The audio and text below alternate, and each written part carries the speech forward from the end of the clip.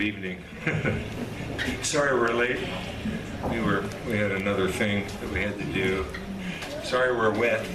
You're more wet than I am. It's and since we got here late, I don't know what everybody else said, and so I'm probably going to repeat a bunch of stuff and so on. But it's always a great pleasure to think about Bill Kloefkorn.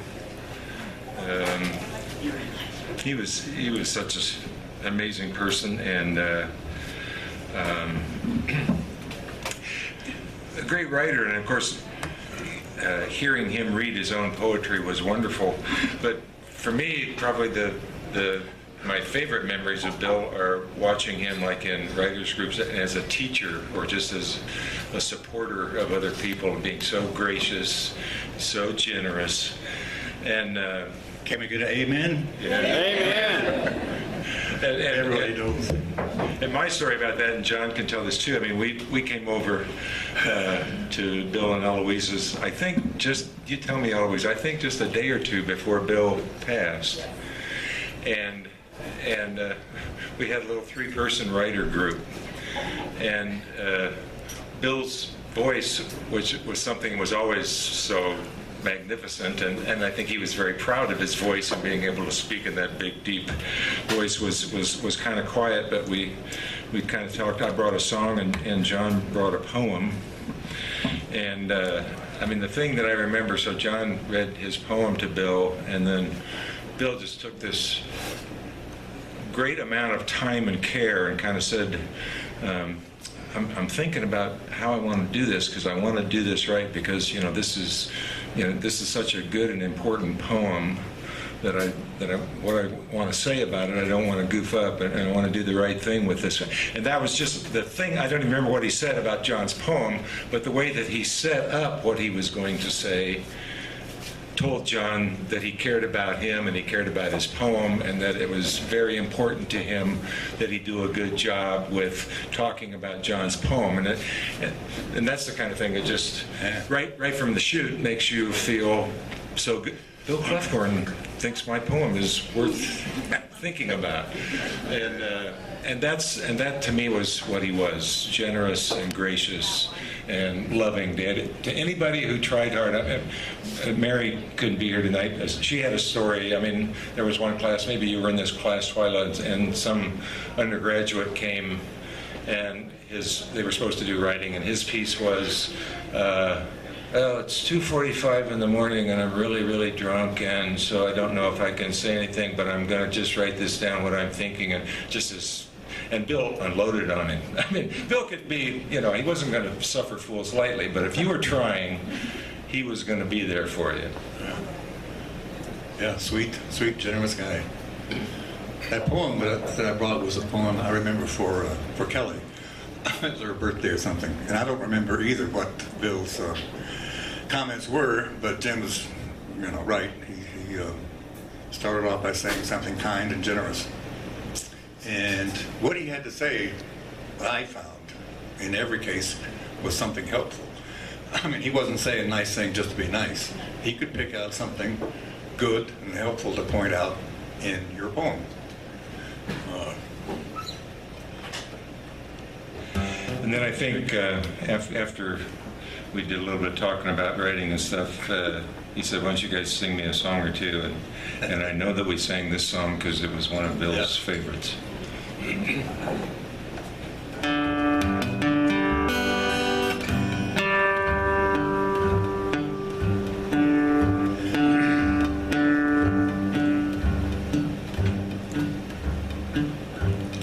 don't have to lie to be happy. You don't have to whine like a dog. You don't have to go to them parties, sit bitch about your balls. You don't have to spend your time worrying about the things you have lost. You don't have to run about figuring out what everything in your life will cost. Get back to the well every now and then.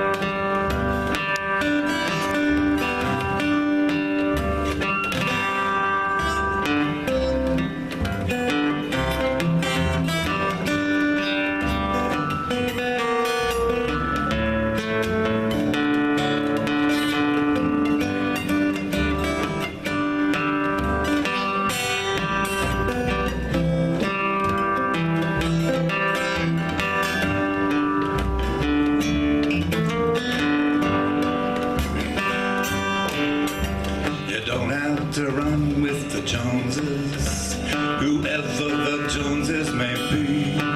Some high-town, hot brown slicker, or that a high roller just down your street. You don't have to be black to love the blues, or white to wear your white shoes. You don't have to win at anybody's game to have yourself something to lose. Get back to the well every now and then. When your spirit is dry, your mind is growing dim, and you begin to think it's time, your time has come. Get back to the well from where your spirit has come. From where your spirit has come.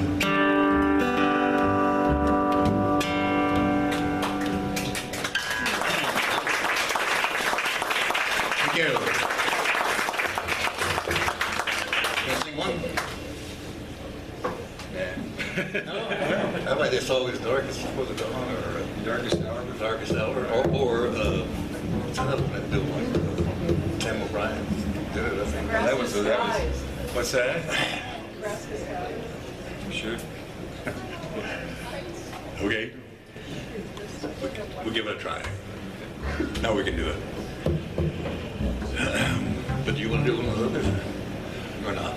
Yeah, I'll do Darkest Hour, then you do Nebraska Skies, Okay. and We'll call it a day. yeah. Key of D. Kid, Let's see. Hang on just a minute. Well, Ralph Stanley just passed away about 3 or 4 weeks ago, and he wrote this song. And this is a song that I sang at my dad's funeral, so it's a good song. The sun is slowly sinking. The day is almost gone. The darkness falls around us, and we must journey on. The darkest hour is just before dawn. The narrow way leads home. Lay down your soul at Jesus' feet. The darkest hour is just before dawn. And like a shepherd out on the mountain, watching his sheep down below. And he, will you be ready to go? The darkest hour is just before dawn. A narrow way leads home. Lay down your soul at Jesus' feet. The darkest hour is just before dawn. The darkest hour is just before dawn.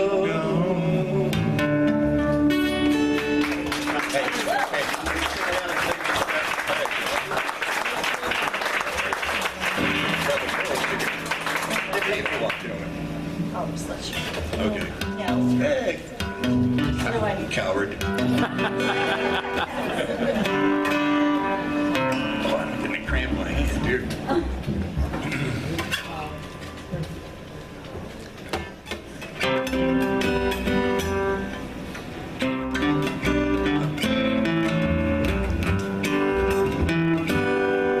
These Nebraska skies, they hold me like a mother,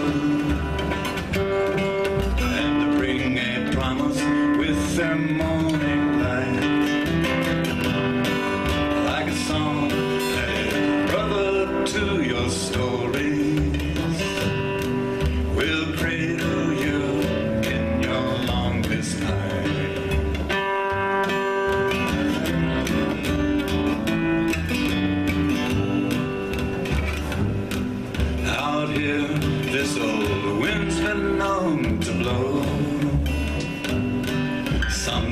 so cold you think they will not end.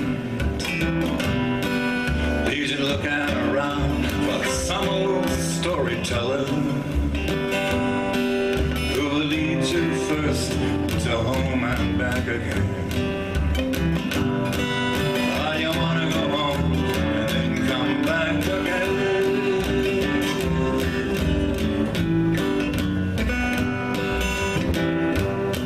So hold me here when I have fears of dying, of changing things, some unknown tomorrow.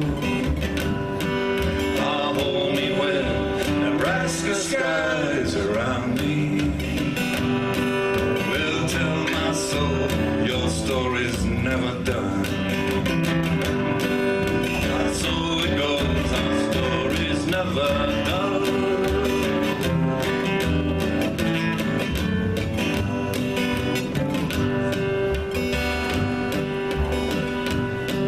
Then winter's gone, green things are bound forever. Winter's gone. You see, the storyteller never truly had a story, for the promise is beginning without end. Ah, so it goes on and on again.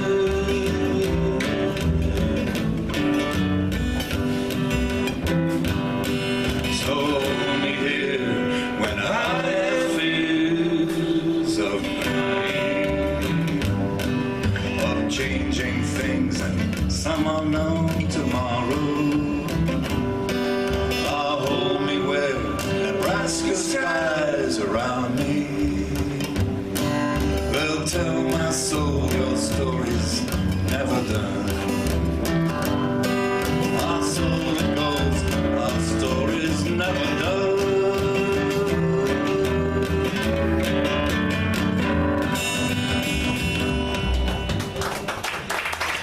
Thank you. We love you, Bill.